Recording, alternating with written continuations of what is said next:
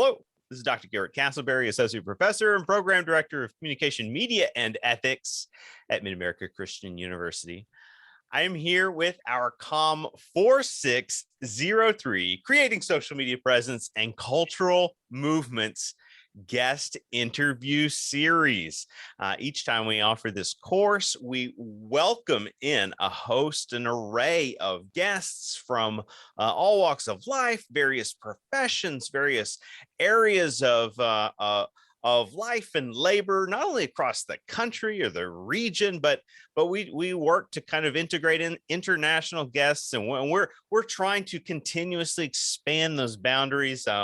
And fortunate that we are able to do that. And one of the reasons this ties in so closely and connects with our Communication, Media, and Ethics degree program is we're demonstrating the dexterity of what students can achieve with this degree.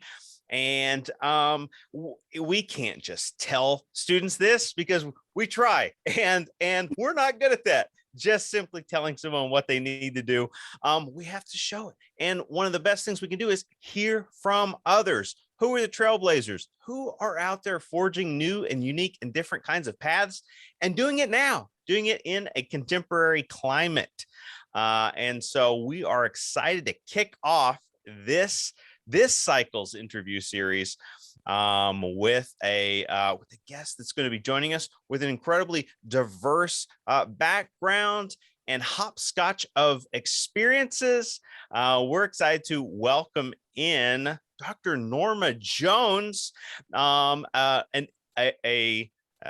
professional that has been on the business side of working in marketing, communications, sales, but also entrepreneurship, but also is heavily invested in higher education, not only through her degree paths, but some of the scholarship that she brought into these communities, which they are. Higher ed is its own kind of career track if a person were going after that. But we're excited because so often we're looking at all the areas or the plurality of areas that students can be moving toward, progressing toward with their careers.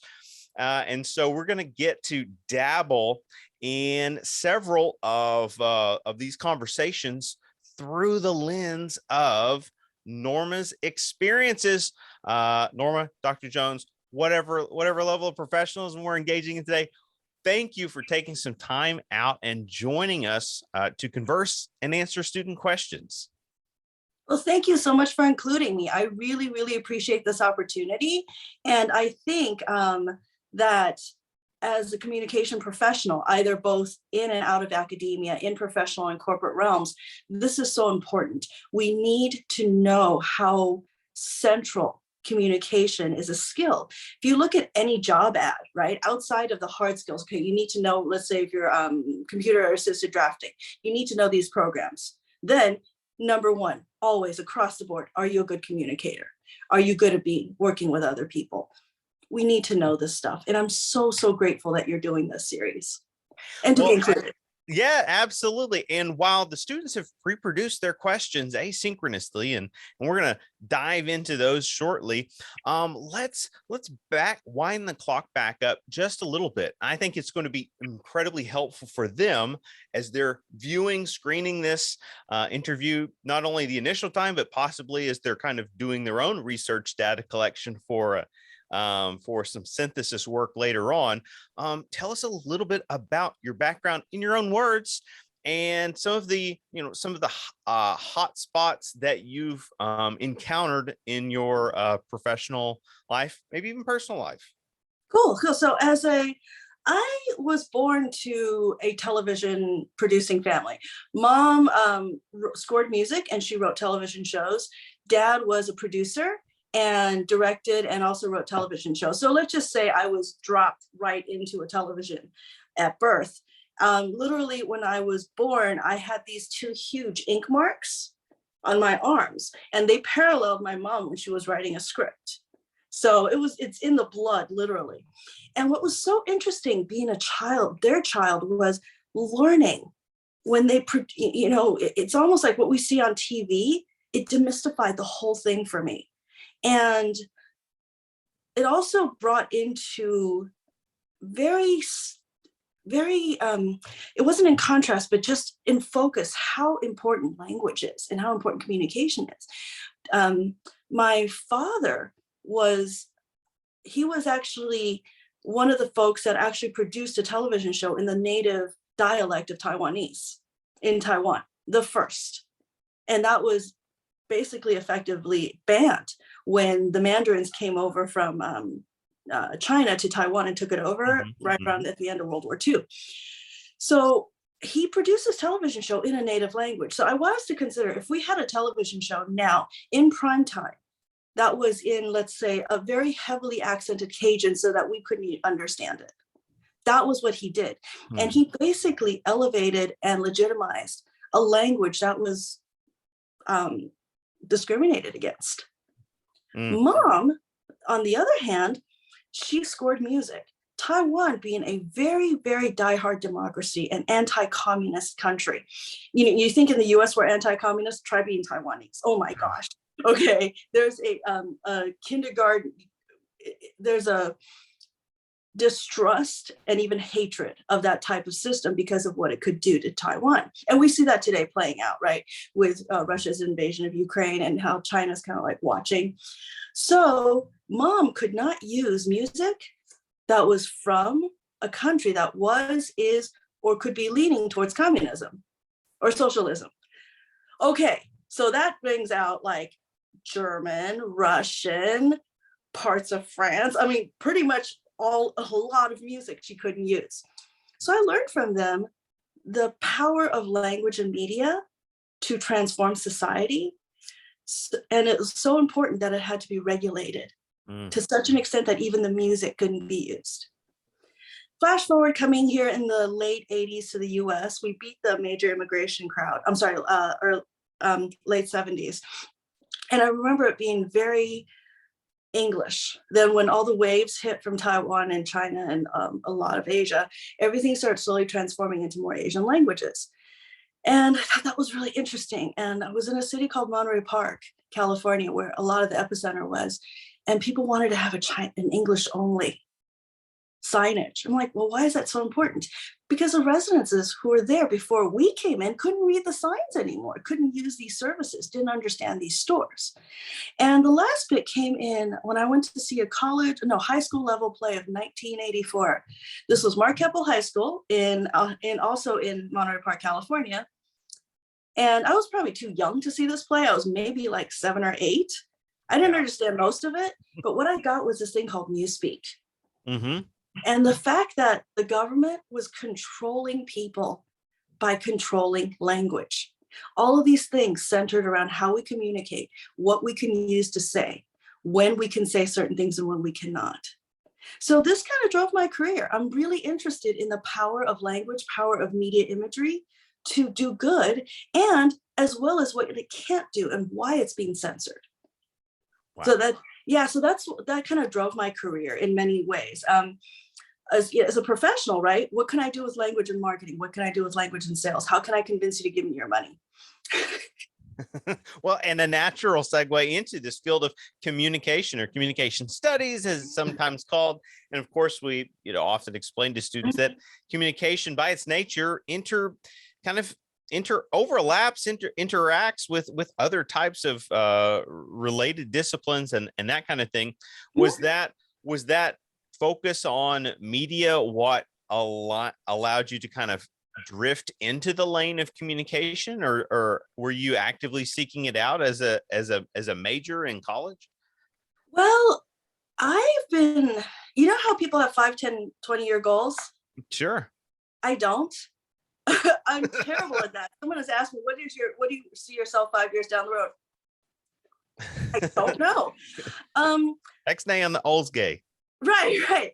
And it's not because I don't want to accomplish things. Is I noticed really young how one of the reasons we did come to the US was because in the late 70s, early 80s, the UN replaced Taiwan with China as their seat in the UN, right? And there's always been a threat of China taking over Taiwan. And my mom and grandparents fled from China to Taiwan because after World War II, all hell broke loose. So I don't have the diaspora major, the issue of fleeing, but it is in the family because great grandpa was murdered during the World War II, during the occupation of Manchuria and that, different parts of China. And, lots of bad stuff happened. So you can kind of go one of two ways. You can go, all life is suffering. You can say, okay, I really want to find joy, right? I went with option 2, which is I want to be happy. And I noticed that if you goal set, a lot of times some people that don't meet their goals get really mad at themselves. And so I just said, okay, I wish to be happy and let's see where that works. So when I was applying for college at the tender age of 16 and a half, my birthday is late in the year. So I started college at 17, not because I was smart, just because my birthday was late in the year and they put me into school early instead of holding me a year back. And it just seemed like the coolest major at the time. And it did a lot of the cool things that I wanted to. And it wasn't media enough so that I was exactly following in my parents' footsteps. Mm-hmm. And it wasn't math or science because the one Chinese kid in my family that stuff just went over my head. So it felt right. And a lot of it, like I think therefore I am, a lot of times I think I make decisions more based on feeling, but that feeling is also based on the data that I'm getting from my environment. Sure, absolutely. So yeah, so I'm really lucky in the sense that it's worked. And so that's how I chose my major because it felt right. And if I may even continue with that is, I was on the 5-year plan because I was going to UC Santa Barbara at the age of 17, right? Good luck trying to get this kid to concentrate when there's a beach that close. Okay. We would all run to the beach and then run to class. It was a horrible, horrible environment to actually try to study in. Oh, well. But I learned so much there despite my lack of trying. And what was amazing to me was how good the information in all my comm classes, loved every single one of them, and how the basic stuff, that comm 101 class, I was able to use a lot of that information to make corporate level decisions at the executive level. It's like, okay, this is what we're doing wrong communicatively. This is how we're not talking to each other, right? This stuff is getting lost in translation. And to be able to do that has been really helpful for me because being able to read audiences, both at a one-to-one level and at, broad, either by groups or either by mass. Well, that is a fantastic way of setting up some of your career accomplishments. I do think some of the students' initial questions intersect with that arena. If you don't mind, let's jump into a few and see if they can kind of pull us down a few paths, right? We'll chase, I would say I normally would tease, we'd chase some rabbits, but really it's all about you. We're here to absorb information from your career, from your life journey. So I'm excited to just be along for the ride and hopefully keep us from crashing into any sharp objects. Let's start with a question from Amber. If I'm remembering correctly, Amber has a question that relates to some of those earliest experiences. Hello and welcome. Thank you, Dr. Jones, for joining us in this interview. What was your experience like working as a vice president of sales at Mission Telecom and Pearls Only? All right, let's pause there a little bit. Maybe you can orient us a bit. And I think she's got a little follow-up that we'll queue up from that. Hi, Amber. Thank you so much for that question. They were both really cool experiences because in both cases, I had started as Marcom or lower level, and I kind of worked my way up in both companies. At Mission Telecom, I started at like a marketing coordinator. At Pearls Only, I was just a website writer. I was a content writer. And the more I got to know these folks, the more I learned about their companies, the more I really absorbed the information. And what I loved about both of those companies was I got to see, okay, here's where all these communication errors were failing. Here's why we're so slow at processing something, because we didn't have the right format of getting the information from either agents or clients to fulfillment. It was all based on communication flows. And once I improved those communication flows, we started seeing better efficiency, almost by 200-300%. Once we saw that, I started focusing outward. Okay, how do we better reach marketing? How do we better reach our audiences? And at Pearls Only, I started going into every single jewelry store, which was so tough. Oh, it was horrible. And, looking at their pretty jewelry to see how they were marketing, to see how they were selling. And I loved both because both allowed me to grow. And at Pearls Only, one of the things I did was I split our site into a prestige site and a outlet site, because we had pieces in there that were $20,000. Now, if you're gonna drop $20,000 on something sight unseen, you're probably not gonna want to shop at a place that has something on their website for $20. So I followed the Tiffany model.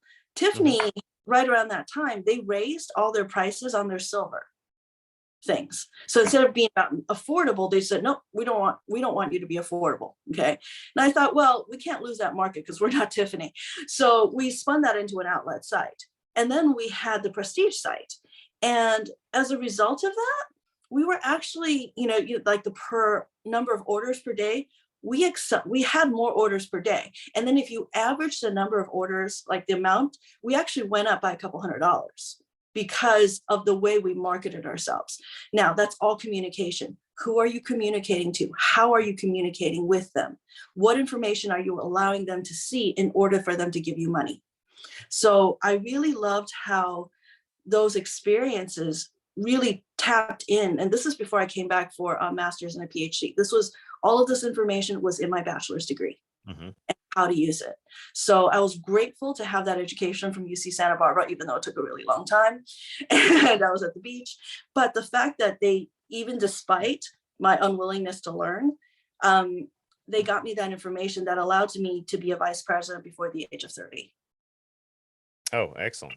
Yeah, which I thought was pretty cool. Yes, absolutely. And I am sure we have folks probably looking to emulate that path. So it's great to hear a testimonial in that light. Let's return to Amber and see where she left things. What was your key role in your consulting work at Mueller Film and Television Foundation? And lastly, hang on. What has been your most favorite voiceover work that you had the experience doing? And thank you once again for joining us. All right, so a little bit of a Back to the Future effect here. We're doing some time hopping, but Norma is no stranger to the time travel narrative, so we may jump around a little bit through some of these questions. But Amber's her last part was about some VO work, but additional credentialing here. You've done some consultant work, Mueller Productions. I think she was inquiring about some of what you encountered in that environment. So the Mueller Film and Television Foundation was in Las Colinas, Texas, and they had that was where they filmed shows like Dallas, Prison Break. It was bought by Glenn Beck, and so he owns it out right now. But before then, Barney was produced there, and so the owners at the time had a foundation, and they called it Film and Television Education Foundation. What was interesting about it was they had a lot of great film and television, but they didn't tie in the theoretical part. Like how does, one thing that's amazing about communication, it allows us to expand. It allows us to take information from one realm and expand it to another. So how does this stuff work in film and television? And then how do we take some of the same underlying principles and shift it over somewhere else? So it allows us, as, for lack of a better term, people who want to work. Okay, it allows us to not be a one-trick pony, because if we're stuck and we don't, let's just say a new program comes in, right? Right now, like for example, editing programs, there's Avid and there's Premiere Pro. Buttons move around. Okay, so if you don't know how to use the buttons, you're done. But if you have the underlying understanding of how something flows, you just have to learn the buttons. That's all it is, because you already have the underpinnings of everything else. So for me, that was important to be part of that foundation, to kind of say, okay, you may not work in film and television forever. You might spin out to different roles. You might end up in sales. You might end up producing something, or you might end up like you were directing, but you might end up acting. So how do you use your existing skill sets, and how do you shift them across boards? So that was what I was interested in. Moeller Film and Television Education Foundation. And you know what? It was really fun to be part of that group. We did some fun stuff together. I don't think you were in town, or else you would have been invited, but Aston Martin came in with 4 brand new cars. Our mutual friend, Maya, went to go ride along. They had a party where they had the members of Dallas come back. Oh, yes. Yeah. So it was, I got to meet John Voight. Okay. Yes. Touch the hand that touched on. I didn't wash his hand for like 3 days afterwards. The Midnight Cowboy himself. Yep. And he was in a television show, and I was like, you're John Voight. Oh my gosh. He's also known as Angelina Jolie's father, but he had an amazing career, like The Champ and Midnight Cowboy, amongst many other films. So that was really fun to be part of that, just to hang out, especially being away from Hollywood, in kind of like the Dallas version there. Yeah. Oh, wonderful. Well, we have some other questions, and Elle asked a question that I think relates in a broader way, but you could do some exploration with it. So let's check out a question from Elle. Hello. My first question is, tell us about a challenging task in your career path that required you to be creative to overcome it. My second question is, how can you improve yourself? Looking forward for your answers. Thank you. All right. A challenging task that required creativity to overcome it.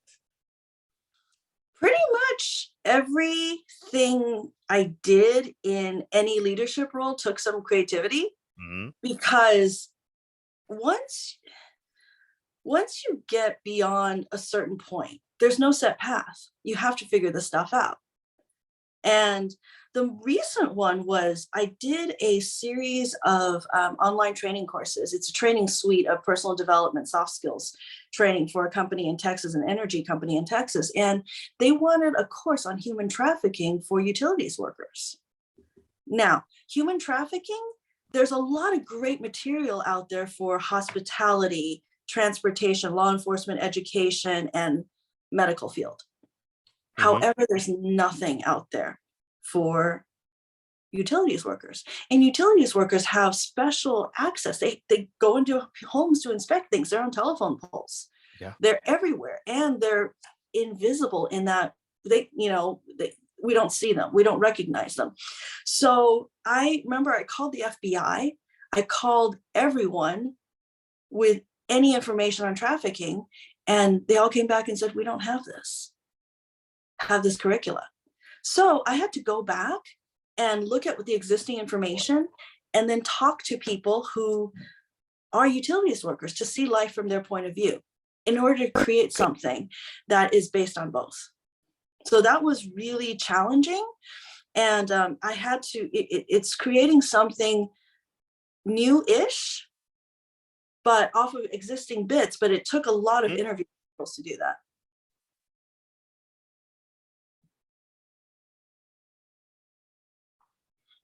I think we lost you there for a sec. Yes, there was a little bit of a freeze. Hopefully one of our 2 ends was still going there. Okay. We can always, we'll proceed, and then hopefully we'll be in good shape here. I was double checking our yes, exactly. I was just like turning the breaker on and off really quick with some rubber gloves on to ensure that we were still connected. Well, let's reset with another question here. Maybe okay. That can keep us going. Let's hear from Jordan through this. Hi, my name is Jordan Plumate, you today, Ms. Jones, are the following.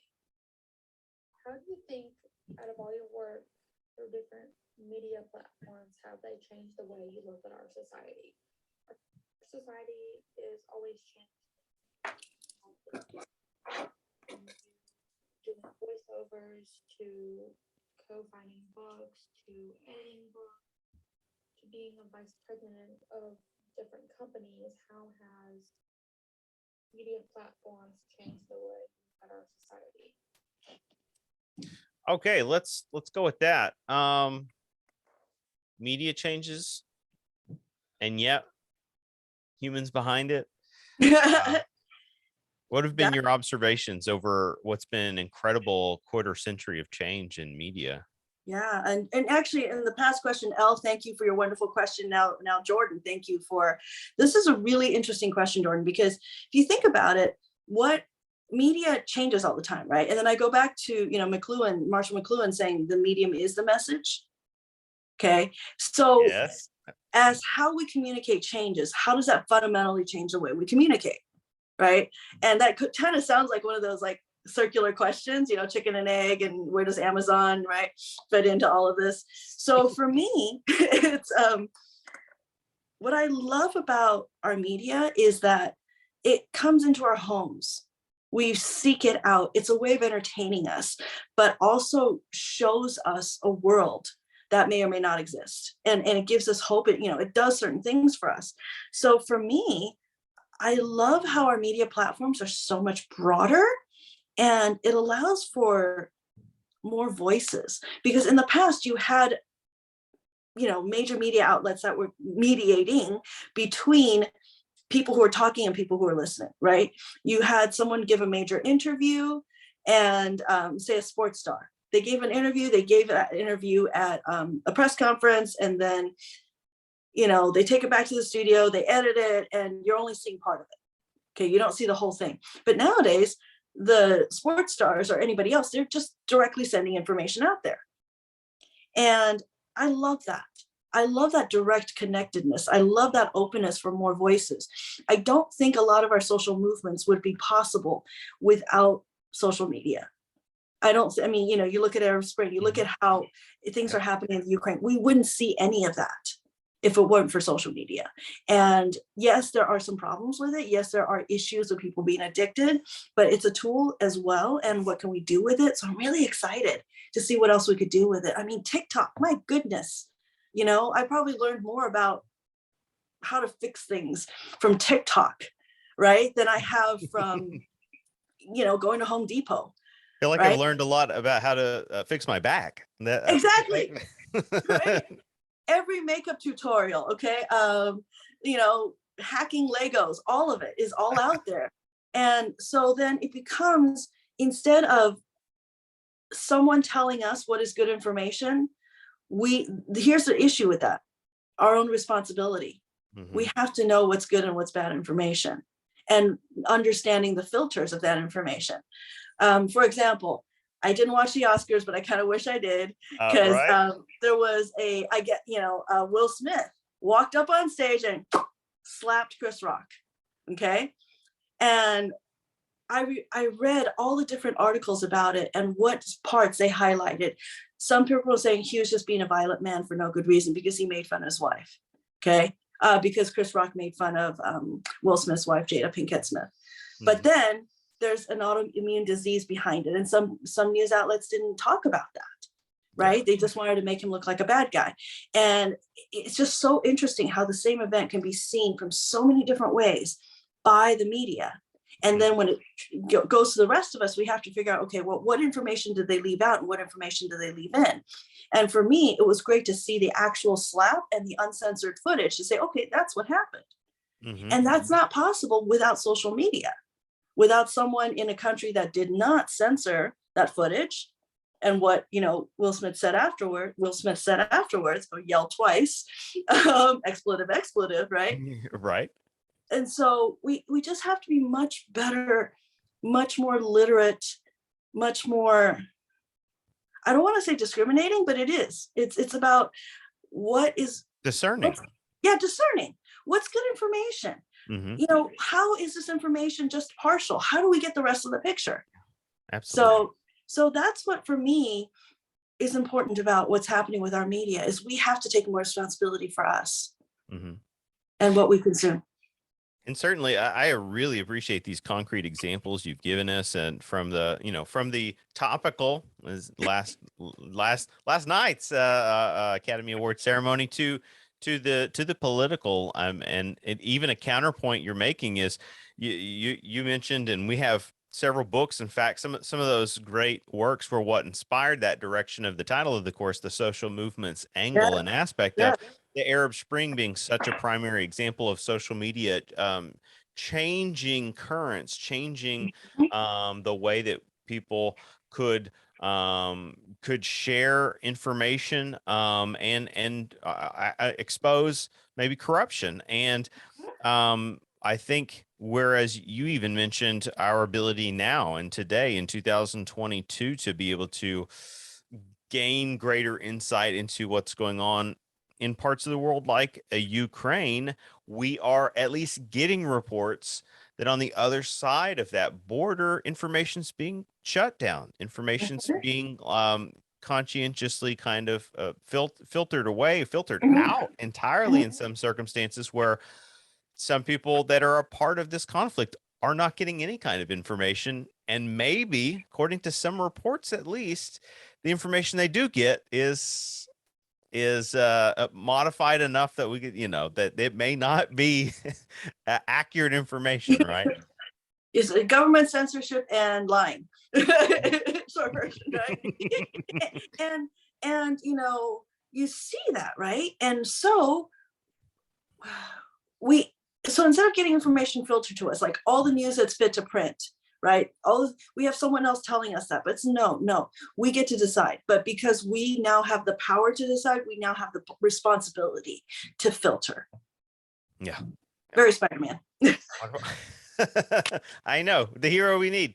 But what a great fictional example, right? A film that what opened up, and essentially the entire world seen this. I mean, more this latest movie, a film that opens up with that the sort of the meta narrative of exposure via media and social media, and the ramifications of how does one maintain a level of ethos, of ethical decision making, when in a mass media society that is just that wants to scratch an itch, whether it's to compliment, to gain access to you, or to kind of do wrong by you.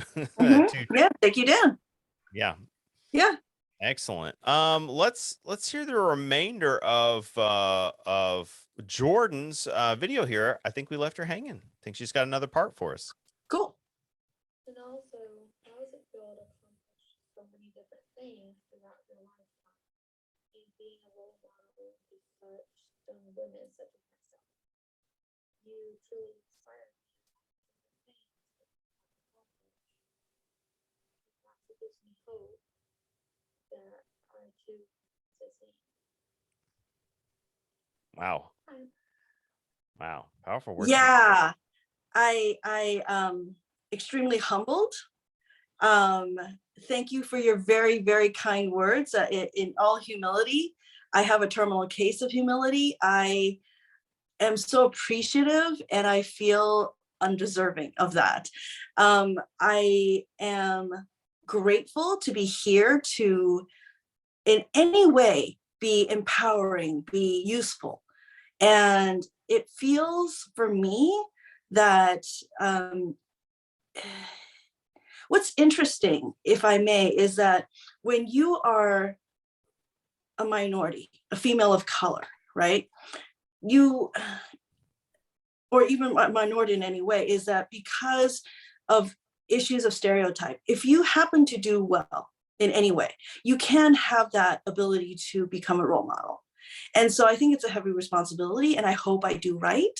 And it's, for me, I'm going to go to what Ali Wong said, a comedian. I'm currently listening to her book, Dear Girls. It's a letter to her children. And what's amazing is I mean, she's a world-renowned, highly successful comedian. Her husband, Harvard MBA, CFO or CEO or highly ranked or somewhere in GoodRx, a $1 billion company. Dude is amazing, but she makes more money than him. And she is a role model. And what's amazing is that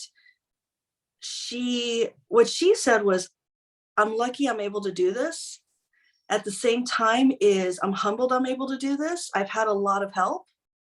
I've had a lot, both of my parents went to college. We came here as first generation immigrants, but my mom had a degree from University of Hawaii. So we had a lot of legs up, several steps. But at the same time I'm so glad that I can do anything positive, because I've led life thus far of trying to be happy. And if I can help spread that happiness, that joy to anyone else, then cool. That's really awesome. And I appreciate that so much. And I hope to be able to deserve that as I go through my life. So thank you very much for those very kind words. Awesome. And I mean, let's link that up with even what you were saying, this ability to take an optimistic approach to media and social media. I mean, as mundane as being able to connect and have, someone share their stories and experiences from an alternate time zone, and something as simple as that. I mean, this is meaningful, and we're kind of hoping that we can really build off of this. Appreciative of that. Now we have a few questions that kind of go in that direction, but I want to space them out some. Okay. And hear some of the more. Why is it? It's kind of locking me out here. Hang on a second. I can't do a backspace when I'm sharing in Zoom. Right? This is one of those. There's a few of these things that you got to learn trial by fire. Right. We have a kind of social media athlete in the course. Justin Smith. He does some interesting stuff. Yeah, I think he has a page. I'm gonna get it wrong, and I'm gonna have to apologize. It's like biking and bacon or something like that. He's cool. But he's got his fan, what do you call it, like man cave fan zone room. I saw vlogging that. All set up. He does a great job. I want to hear from him real quick. And he was out traveling again over the weekend, but still got his video in time to send over. So let's take a look and listen to Justin. Hello, Dr. Jones. Thank you so much for answering our questions. I hope this gets submitted in time. I just got home from a 100-mile race in Kansas. So my first question is a double header. So my mentor told me that training is storytelling. So I took a storytelling approach when I designed the training program for my current employer. Do you view curriculum design as a form of storytelling? And the second part of this question is, what process do you use to decide the resources and where the resources should be placed within the curriculum? All right. We didn't talk yet about curriculum design, so I'm excited to hear some of your experiences. And his theme is storytelling. Right. I mean, couldn't be more of a bullseye with your interests in natural talent. So take it away. What's your reaction to Justin here? I just want to know what kind of racing that's involved, because I like things that go fast. So Justin, I mean, what kind of racing? You just left it there. So is it bike racing, motorcycle? I think it's probably a bicycle racing. He does mountain biking. He does he's a hiker. He runs. Wow. At first I was like, did you run 100 miles? I was like, I might pass out right now, but probably a bicycle. So I mean, and it's a constant source of humor that I can't ride a bike because I fall off of them. And it was so bad. It got so bad that my husband bought us a tandem bike because he wanted to bike ride with me, but he got sick trying to teach me. He's like, fine, I'll buy a tandem bike. You just sit in the back. I don't want to deal with it anymore. So I love that. I love that.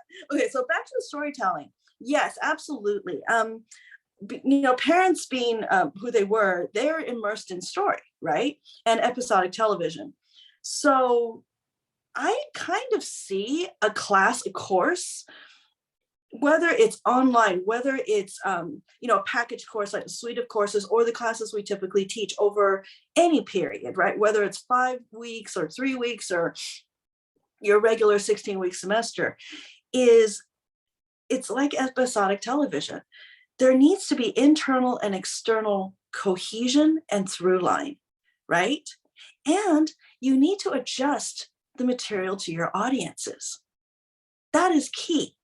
I was listening to a podcast called Smartless with Jason Bateman,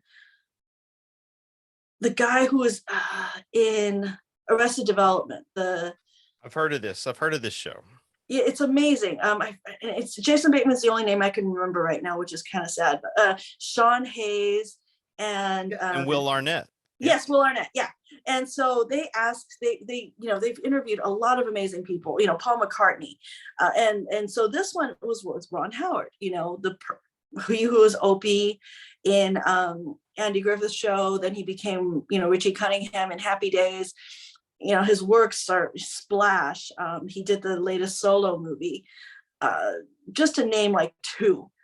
The person is amazing. He's produced so many amazing things like Backdraft, and I can't even, if you look up his IMDb, it goes on for 17,000 pages. And what was amazing, he said about episodic television, you have a schedule that you have to set. You have to produce certain material, just like when we create a class. It has to relate to the audience. It has to hit the audience. Communication studies. We have to somehow connect with our audiences. And then sometimes you have an episode that hits it out of the park. And sometimes you have an okay episode, right? As long as you don't have a terribly bad one, you're okay. And so that's the way I see building curricula, is you're building things over a span. It needs to have that internal coherence so that each class somehow builds or relates to each other. Sometimes they need to stand alone, but they still need to connect. And there needs to be external cohesion, external uses. Why do you do certain things externally? And sometimes you can have a great class, sometimes you have a bad class, right? And what's so cool about this is we're having more audience participation in our media now. Sometimes you can vote on things, but that's what we've always had in the classroom, that audience participation being our classes and our classmates and our students. So I love that aspect of it. So yes, and we're telling a story the whole time. There's a through line. The story is, this is important. These are the little bits that can help you. And once you understand the audience, you can customize how those little bits work specifically for your audience and for your classes. Oh, I love this. Yeah. So that's what, and also the stuff you produce, whether it's media, whether it's something you write, whether it's classroom material, it has to be engaging so people don't fall asleep, right? You don't lose your audience. How do you embody all the stuff that you would like your students to be? Are you professional? Are you late all the time? Then you better be okay with late stuff, right? So what type of a narrator are you? What expectations are you setting? So yeah, it's all story. And I love that he made that connection. Good job, Bernie. I'm reminded of the maybe tension between philosophies on this. It's something very recent. In a modern sense, Henry Jenkins spent a career. He's essentially emeritus faculty by this point, almost. But has spent a career theorizing about participatory culture and how the digital age especially has opened up channels of communication in ways that producers of it can no longer ignore audiences, that the audience voice counts just as much. At the same time, I appreciate, although it's not always valid, the film theory of authorship, right? Auteur theory, this idea of that almost genius level, captain that can steer the Mhm. ship, but likes to manage everything and be able to measure all the instruments and Mhm. check in, right? This kind of all-encompassing artist control is often a word, but that can become unhealthy. But I think navigating between Yeah. those two ends of a spectrum is a new challenge we have to face. And fortunately, as we gain through not only experience, but we can gain insight through process. And I think you're highlighting maybe the most important thing, Norma, when you mention um, that audience, the age old question of who is your audience, to use your story, right? If TV audiences aren't tuning in, the television show doesn't exist. Mhm. It has to meet, certain criteria. I think the carryover for us, especially, in my instance, I have experience in curriculum design, but and as do you. But what I'm hearing, if I'm interpreting correctly from Justin, is it's some corporate curriculum design, and that gets Mhm. my mind thinking about employee training videos, Mhm. and some modules, some ways at technical writing, technical communication, that Mhm. field that we have some familiarity with. And when you get into that range, oftentimes, especially if it's a private organizational contract, you want to think about, well, what does the company need out of this? Mhm. They're the audience, and maybe their employees are one audience, but they're also the producer, right? So there's kind of what does the producer want, and how do Mhm. I translate that for the audience in a way that they're going to be receptive? The purpose of a training video is to get your employees to hopefully align themselves with some updated standards and practices, um, and storytelling. How we tell the story matters. Mhm. And going back to the human trafficking training module that we put together for utilities workers, Yeah. it's all about what the utility workers understand, right? How do you navigate that world? And without that understanding that audience, we have nothing. The communication is a process, it's a multi-way process. And a lot of times when we get too sciencey about it, we think, well, we just, the data scientists, right? We just communicate to that norm. And this is a little thing I do is to say, okay, what is the most spoken language in the world? Right? It's Mandarin Chinese. So why can't I do all of this in Mandarin Chinese? I speak the language because my American-based classes won't get it. Maybe one student might. So I'm not communicating, right? I'm not communicating effectively. So once you take it down to that bare bones minimum of, can you even understand what the heck is coming out of my mouth? Okay, going back to Chris Tucker and Jackie Chan, Yeah. right? Do you understand what I'm trying to say? Okay, and we have to do that. We have to audience center across the board in marketing and sales and communication and education. We have to. And you're right, you have the auteurs, right? Who's like, they're too brilliant for words. There are some who are so brilliant for words that it's like, I'm sorry, what you made was, unfortunately, there was a Netflix special. Was it like The Irishman or was De Niro, Al, Al That- Pacino? that's Yeah, correct. Yeah, The yeah. Irishman. Yeah, And I remember looking at that cast thinking this should be the greatest movie ever made. I should sit in front of this and just be the whole time. It over my head. I didn't understand it. I didn't like it. And I'm still not sure why I was nominated for Oscars other than the fact that Oscar people like themselves. But it's like, that was not that good. And if that's what auteurship is, okay. So so yeah, and I think does it connect? Right. And if you don't communicate, I remember I was judging this thing for NAB, like the NAB conference, and they did everything in French.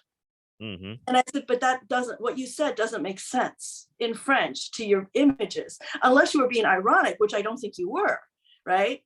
And my high school French paid off, and that I completely understood what he was saying.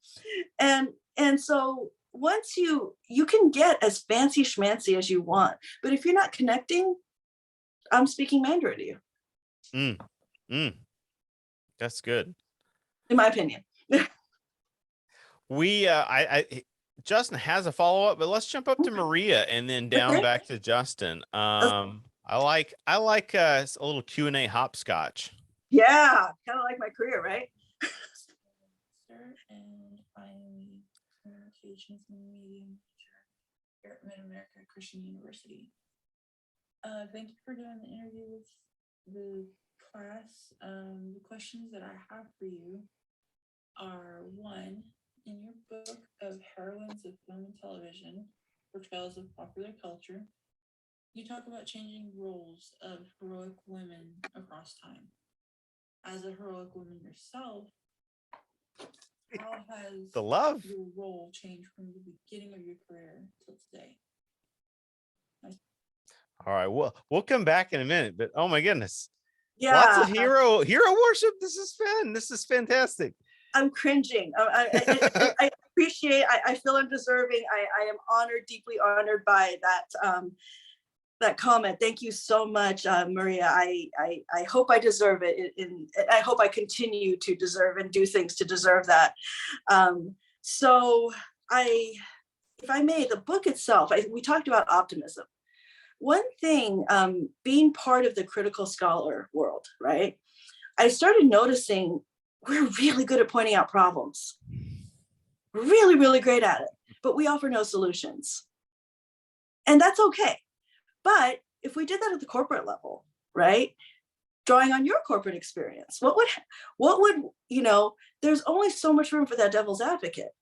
They want us, the CEOs, the CFOs, corporate America, corporate anyone. The solution finders are the ones that get raises and promotions. Yes? Not the ones that just point out problems. Like, here's the problem here, is how I fix it. For example, when I worked for a telephone company, we were getting a lot of misdials, okay?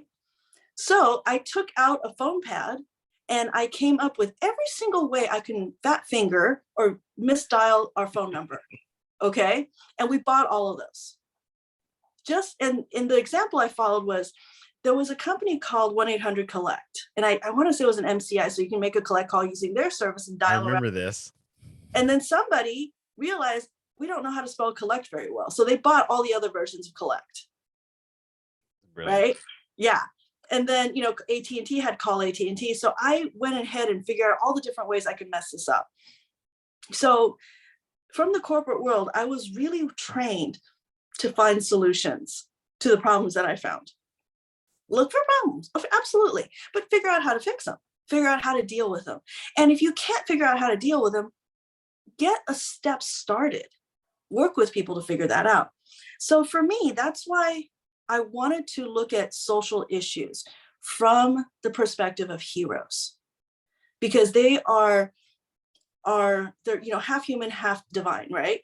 Whether you go to the Greco-Roman version, to our current Christian version, right? It's the idea is that these people or these individuals or these beings are for us to look up to, and they show us a path. So why not find people who are successful and look at their path and see if it's possible for us to retrace? Now, granted, a lot of them have privileges and things that we don't, multi-generational wealth, educations and stuff like that. But what else can we do? Let's look for the ones that did certain things in different ways, and how do we follow their paths? So that's why a lot of my publications, heroines, both the film and television, we did a literature and comic books. I also did a book with about heroes and aging heroes, about how we can look at these people and use them as examples that we can somehow follow their paths or create a path around them, so that we're not just miserable all the time in looking at everything that's wrong with our society. So it's that optimism that kind of focused the way I look at the world and focused my research agenda in that. How do we do that? So for me, then, what's the evolution on my part is it's a constant change, right? What do I need to do? It was different being an undergraduate at a party school, where my main goal was to get out in time for my parents to not be really mad at me for spending 5 years in college because it was too much fun, right? I was trying not to be Van Wilder to take 8 or 9 years and never get out. You know, I love the jobs that I had. You know, some of them were in really pretty places in the US, like Marina Del Rey. It was terrible, so terrible working there and just, you know, driving 5 minutes to the marina and have lunch. And so it's an evolution, right? When you work for someone, you do certain things. When you are Marcom, your position's different. When you know, advance in different ways. When you're vice president, you still report to presidents and you have colleagues who are VPs, but then you're responsible for people.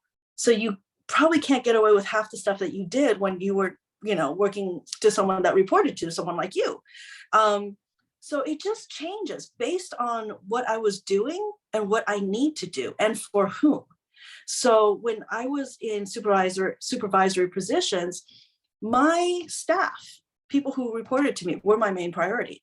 I had to make sure that I wanted to build a positive work environment where we can overcome stressors, we can overcome things, and because they're going to happen, it's life.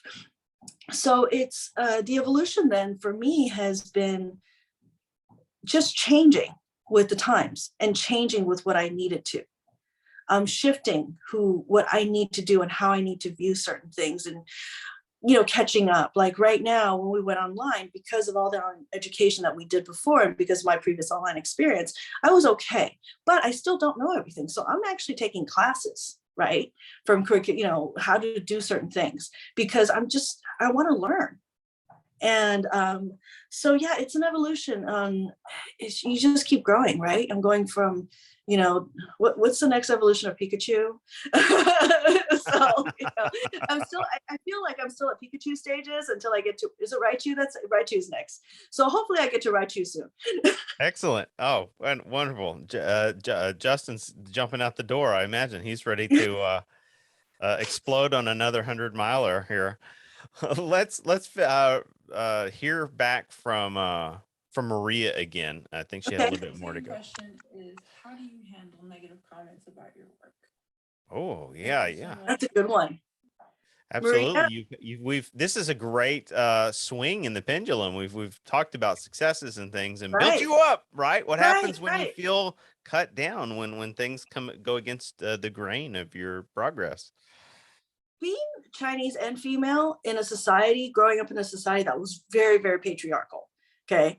I remember my grandparents' friends saying, "Oh, Norma," but in Chinese, "Oh, you're pretty capable," because I helped my grandparents figure out how to like pay a bill or something.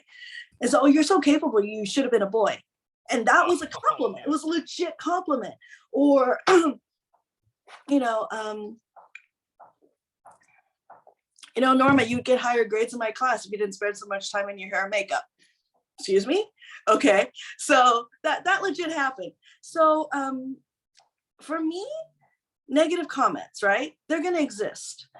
So I need to look at them in two ways. Number one, are they a legitimate constructive criticism?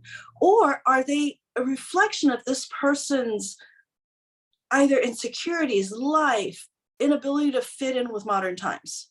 Okay, so maybe this person has some massive insecurity. I remember someone telling me when I got into a doc program that I should be prepared to lose my husband because, you know, a lot of PhD programs do break up marriages. And I remember telling her back, I'm like, I'd rather quit before I lose my husband, you know? And I remember thinking, wow, I don't necessarily agree with your priorities, but this is a reflection of you.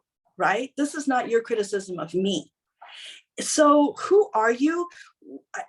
What's your insecurity and how to manage that?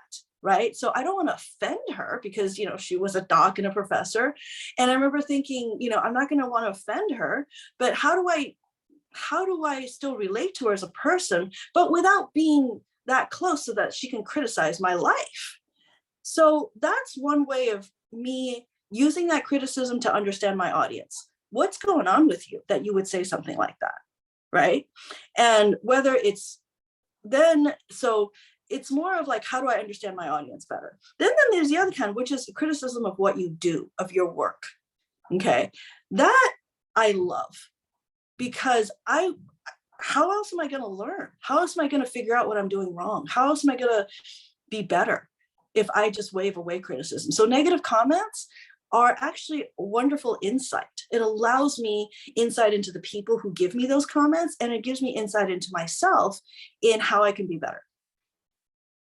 Awesome. Excellent. Well, we have more positive comments than negative, unfortunately, including some questions from, let's see, I don't know, Gabby, we have not heard from her yet. I mean, I was Okay.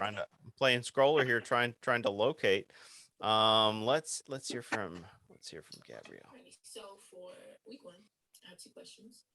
My first question is, what are some of the challenges that you face being a woman in this line of work? My second question is, what quality do you think makes you good at what you do? Like, what is that quality that makes you just stand out? Okay. Thanks. You mentioned a family example earlier, but what are what's maybe a workplace challenge? And a lot of the challenges that I dealt with early on was when you're female and Asian and you're the only one that looks like you in a boardroom and everyone else is white and male and 15 years older than you. That alone is an interesting challenge, right? Because how do you maintain your professionalism without wanting to smack someone who's being sexist and racist? Okay. And I don't mean like a Will Smith, go up there and slap him. I'm going to use this over and over again. But like, it's a meme. It's memeified already. It's memeified, right? So on the other end is, how do you verbally not smack them, right? How do you, when should you take the high ground? When should you do certain things? So, and what's amazing to me is you have that overt racism and sexism, okay? But then you have a more insidious version where people think they're educated, but they're still, they discriminate you against you in different ways. So whether it's, I don't fit a person's personal perspective of feminism, if I don't fit that, if I don't fit someone's, what they mean by being Asian, if I don't, fit these people who may think they're enlightened, right? But if I don't fit it, then we run into problems. So that's kind of been the challenge of dealing with these stereotypes from both people who are just plainly racist and sexist to people who are more insidious, that don't realize that they're racist and sexist. And could actively work against you because they don't think you're a feminist. They don't think you're you care about other Asians. They don't think you're enlightened or progressive enough, right? Being Asian American, one of the things that we get accused of is assimilating, right? We just basically become like bananas, for lack of a better term, right? We're yellow on the outside, but we've learned so much to be white that we're white on the inside. And that's kind of, or I like Twinkies because they're sweeter. And but then there's a whole there's the communication theory, if we can use it as a learning tool here of model minority, right? That's a way of appropriating that stereotype, right? That that certain attributes are adopted to kind of set a high standard sort of thing, right? Just to add kind of clarity to these very colorful examples that you're using. So that model minority, right? So, but at the same time, so you're telling me assimilation is what we're doing when I counter argue, no, we're adapting to our environment. And isn't that part of the definition of intelligence, how well you adapt to new and changing environments, right? And so why is it that, we're being criticized as a whole monolith for adapting? And, yes, I took Jones instead of Chen, and I was criticized for taking my husband's white last name because I'm trying to blend into US society. It's like, no, it's a personal reason. I don't need to explain it to you, right? And it's something that males don't have to deal with. So so that's the kind of enlightened sexism and racism that I'm trying to explain. It's like, okay, you're just assimilating to white norms. It's like, no, I'm still really Chinese, right? If my nieces and nephews call me by my first name, no, I have a title with them. Okay. I mean, there's a lot of things that I'm very traditional about, but they don't need to appear in my workplace in certain aspects because they don't apply. So why can't I have different identities? And if you can't see them, how can you criticize them? Because you don't understand it. Oh, I'll give you a really good example. Hello Kitty, right? I have an obsession. And a lot of folks in the West, very heavy, heavy brackets, understand Hello Kitty to be this cute little thing. And oh my gosh, and it's all pink and cute. And we just don't like it because it's hyper femininity as a cute little child. But they don't understand that it was created by folks in Japan to counter Western influences.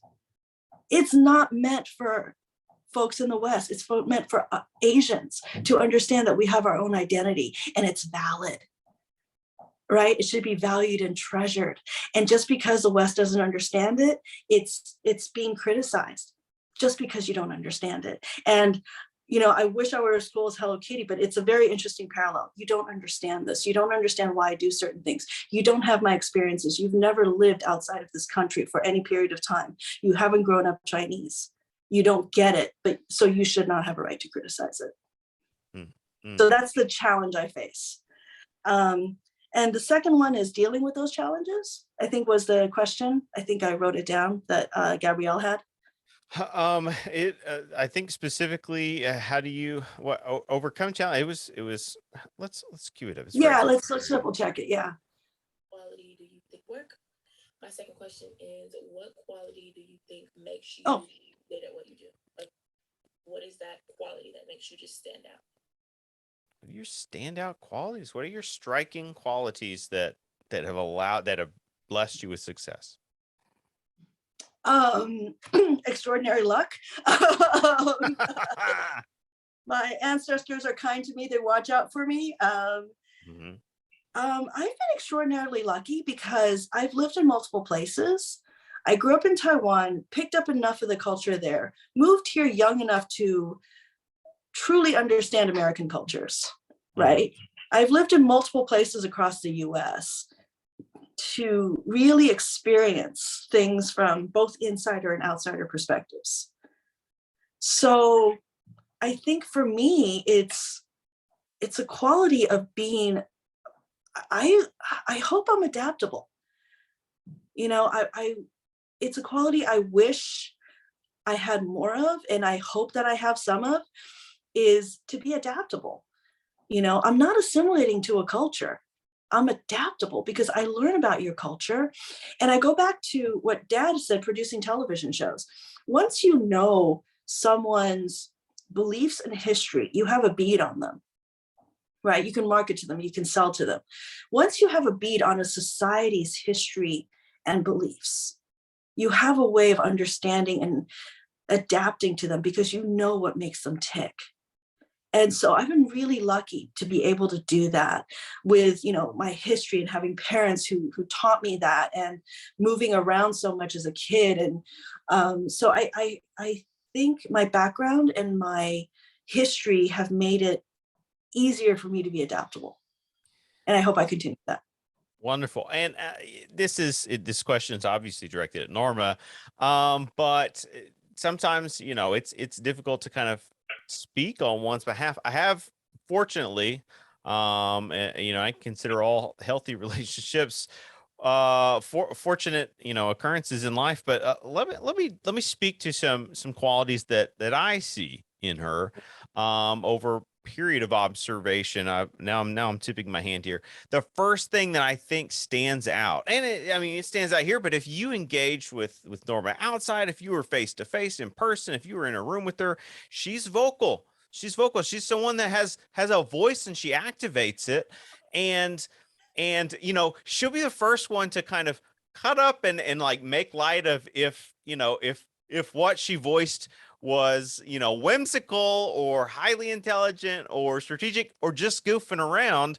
So she's very vocal, but here's the distinction. And here's what's important about that is, if I'm locating that, if I'm tying it to, I guess we're using the word success, I'm forgetting the word that, Gabby used, but it's because Norma's very observant, right? She's talked about assimilation as a term, and being a complicated, a loaded term, when we get into the kind of debates of or conversations about intercultural communication and cross-cultural sort of genealogies and sociologies. But she's an observant person. She's highly observant, and so when could as she's leaning in right for her close-up, she wouldn't be like all of her vocalizations wouldn't land if she wasn't first observant. She's a highly observant person, and even if she was observant and then vocal,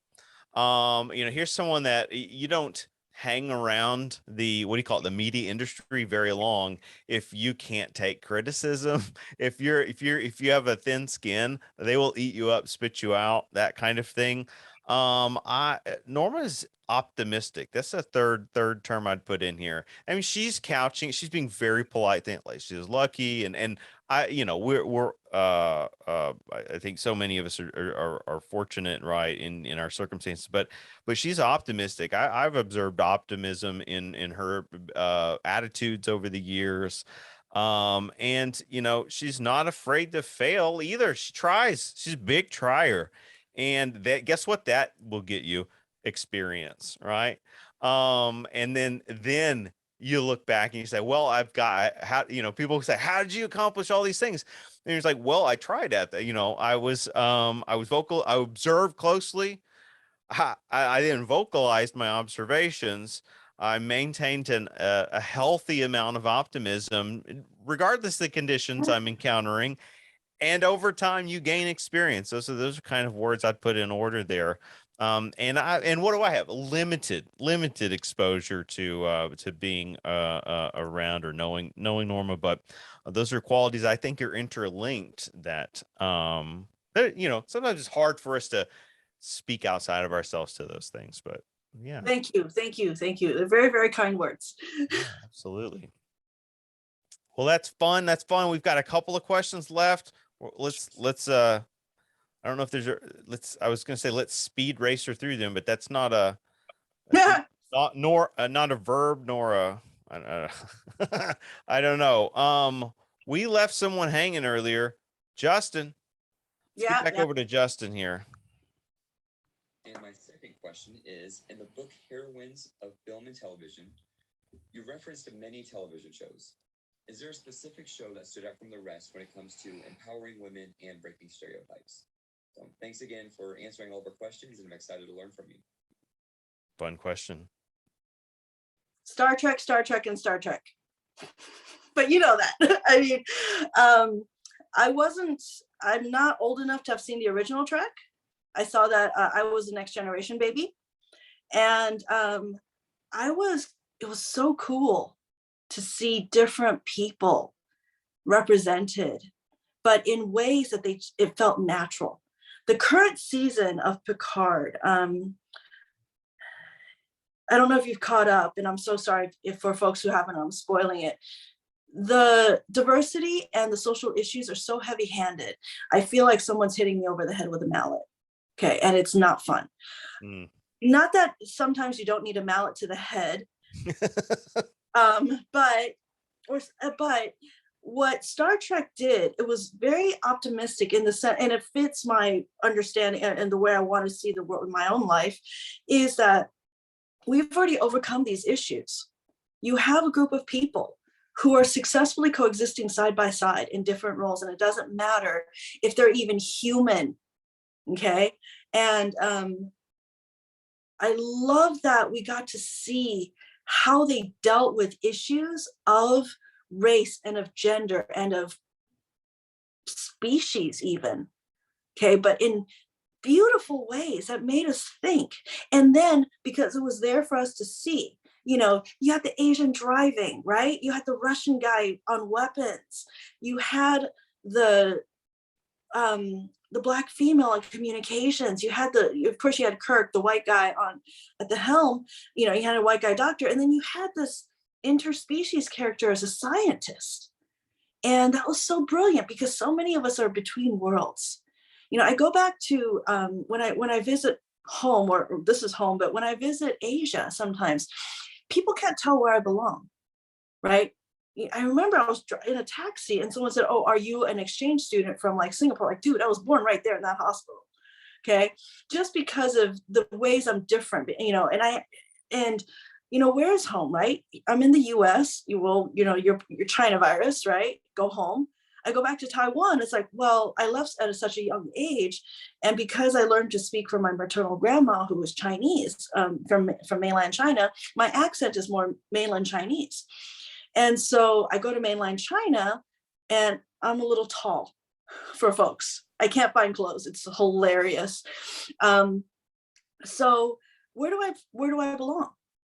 So so for me, seeing something like Star Trek was really interesting because we've already passed the point of struggle.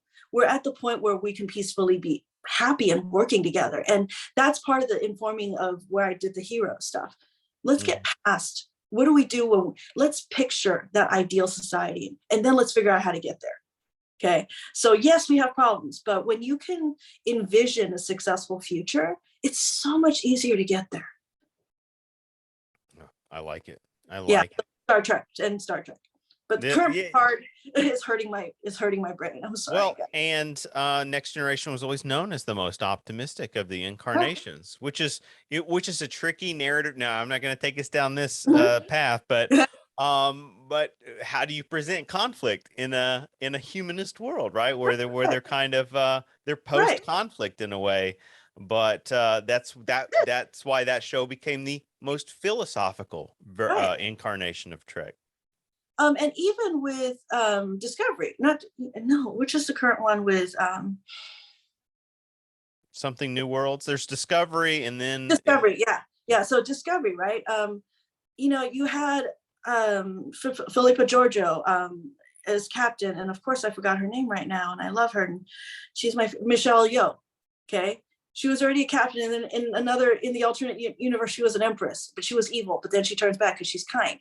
But you're still in an area where the captain, she is desperately holding on to the humanity, the humanitarianism in every sense. But still, when all hell goes wrong, she's still able to maintain her compass. I love it. It's like, okay, how do we, yes, we're going to deal with, being an optimist doesn't mean that I don't see the negatives, right? Being an optimist means that I see a way past the negatives. I use the negatives to grow and don't dwell in them. And, so Nina Martin Green, I love her so much. And I'm probably, oh my gosh, I can't believe I forgot her name. But yeah, I just love her. Awesome. Well, I don't want to forget about someone. That's Lauren. We have some final questions from Lauren Clay here, and I'm going to cue those up for us, and we'll do a little bit of wrap up. Good evening, Dr. Jones. Thank you for joining us for this interview. My name is Lauren Clay, and I am excited to hear your feedback on our questions. My first question for you is, could you tell me about a time that your education experience has been useful and it surprised you? Maybe a way that you were able to use your education experience that you didn't think you would be able to. And all right. I love the pointedness of this question. Mm-hmm. It's subversive almost. Right. Like, did you actually use your education in a comm degree? Were you a cheerleader?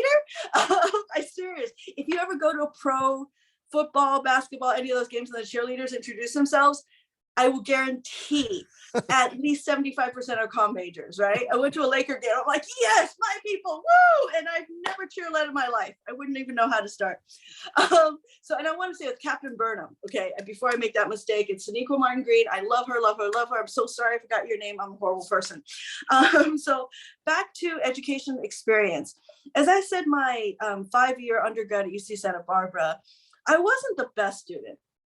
I remember my family giving me a mug that at graduation I said, surprise, congratulations, you fooled them all, and they gave you a degree anyway. It's like, oh. So what was amazing to me was I got an education at all. They managed to get that these brilliant educators were still able to get the valuable information that I would need for the rest of my life through my thick skull. And so I was just amazed at it. And I actually still keep in contact with one of my professors. And so I used all of it. I was shocked at, how did I apply this theory in this one case? I launched a product in Switzerland once. And I remember audience analysis, right? So I remember pulling up everything about Switzerland that I knew about the market. I looked at the way they communicated. I looked at their letters. They're on different types of paper and all that good stuff. So I shifted our letterhead to look more European. And I did everything to make it palatable and understandable and acceptable and just consumable by the Swiss audience. And all of that was in my COM 101 class. Okay. I mean, audience analysis 101, right? And I was really kind of surprised all throughout my career, a corporate career, is like, I remember that class. I remember this. I remember I did that, right? I remember the second time I took that class because I flunked it the first time. And I'm so glad I took it the second time because I learned to do this. And that's how I got that raise. So that also what prompted me to come back to academia, because I noticed how every single day I was using all of this information from academia. So I said, okay, let's just try this out because I really liked it. So that's where I, stopped a corporate career and went back into academia for a master's. And it was kind of weird because I think I was the age of most of the teachers, right? If not slightly older. And, dealing with like one of the primary demographics of students in today, right? We're Yeah. seeing a higher number of enrollees at Yeah. quote unquote non-traditional ages. Yeah. And not unlike some, many of our students in the online college, which is a reason online education is flourishing. It's Yeah. absolutely, dominating statistically in certain regards. Yeah. And I love that because if you think about it, we did stuff in our careers that started something in the brains of saying, I need to know more about this, right? And so with these subsequent degrees, the master's and the PhD, I saw what I was doing. I understood why I did what I did instead of just going by gut instinct. So now I'm able to verbalize what I did and how I did it and to be able to extend it into different areas. Could I have done that corporate training or the training for the energy company? No. Without that PhD, right? Because I didn't understand how to articulate the certain things in order to train other people how to do it. So, it's about reading the room individually, globally. And so I think that was the most, that was useful, surprising that they got through my thick skull. I remember talking to one of my profs and she's, you want to come back? Are you sure? And she's become a really close friend. It was just like, I was so not an academic, but then I've become somewhat of one. And so it's surprising that I'm back, and it's surprising that this is to career director, but it's really fun. I'm having so much fun. So if that kind of helps, that education experience has been completely useful in a corporate career. That corporate career has been instrumental in forming the way I teach and train now. Awesome. All right, Lauren, take us home. Where is that final question here? And then secondly, could you describe what it is like to use the communication skills that you have learned in the TV and film industry? And has that particular industry been one of your favorite ways, career opportunities to use your education experience? Or has there been something else that you have enjoyed even more than that? I look forward to hearing your feedback and your questions and learning more. You've answered a little bit possibly, but put it in the framework of television, put it in the framework of film for us. So Lauren, thank you for that question. And absolutely, it's really interesting because TV film, you're still producing stuff for an audience. The classroom is very similar, right? So going back to learning from parents, of understanding beliefs in history, getting a good bead on individuals in society. And so what I love about that is it informs the way I train and I teach now. How am I getting to my audience? What information am I getting to? Is it the right information? How do I keep updating that information so that it's current? right? And also being a professional student for a really long time, how do I maintain my own set of skills, right? How do I learn what's happening? In communication, if you think about how quickly we shift, okay, we have gone from, face to face to telephones, and early telephones yelling at each other, right? Because the cable lines were under the ocean, and you listen to sometimes your grandparents speak and they have the indoor television voice, right? Or I'm sorry, indoor telephone voice. And, television, all these new technologies evolve, but it fundamentally changes the way we communicate, but it doesn't fundamentally change the fact that we still need human relationships. So how do we balance that? How do we use these new technologies, new ways of communicating to build relationships, to cater to our audiences, to make our audiences, or to make stuff that our audiences can understand and appreciate? So for me, I really am happy that I've had that corporate career and had that media career, because I think it hopefully makes me a more useful teacher, more useful trainer, because I can bring this stuff into classrooms and hopefully help people. Excellent. Well, you've certainly helped us a lot today. Thank you so much for joining us and sharing your insights. Kind of breaking down everything from the professional to the personal. What a lot of value you've been able to provide to enrich our group. But we want them to be able to put that in their own words, of course, and they will. Later in an interview synthesis paper, we're just providing that healthy reminder, dropping some breadcrumbs here, but also through some of the note taking, their opportunity to explore, screen this interview and see these questions answered and responded to. It's all part of the process, but what a wonderful opportunity to connect with you. Good luck, and enjoy some of that sunshine and beach time that we are, unfortunately, it is getting hot here. I can say that it's getting hot. It's getting windy, but maybe not the same kind of heat or wind. Norma, thank you so much. We appreciate your time. And for everyone else, you'll be on the lookout for that information about upcoming interviews, about when we're scheduling it. Of course, the due dates, the reminders, the turnover, getting your protocols in a timely manner. I appreciate the hustle in week one. And we're emulating that workflow.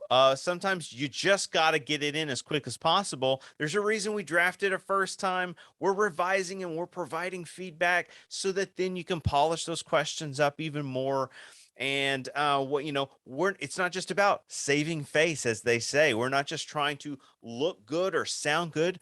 We're trying to learn how to write the kinds of questions, develop the communication that's going to open channels, that's going to unlock, as Norma talked about today, to unlock new information, to get us to level up, right? To be able to grow individually. We understand that that there might be a buy-in toward lifelong learning that doesn't always cost us the way that college may, but does have certain other types of rewards if we're willing to invest in it. So be on the lookout for those future interviews in our COM 4603 guest interview series for creating social media presence and cultural movements.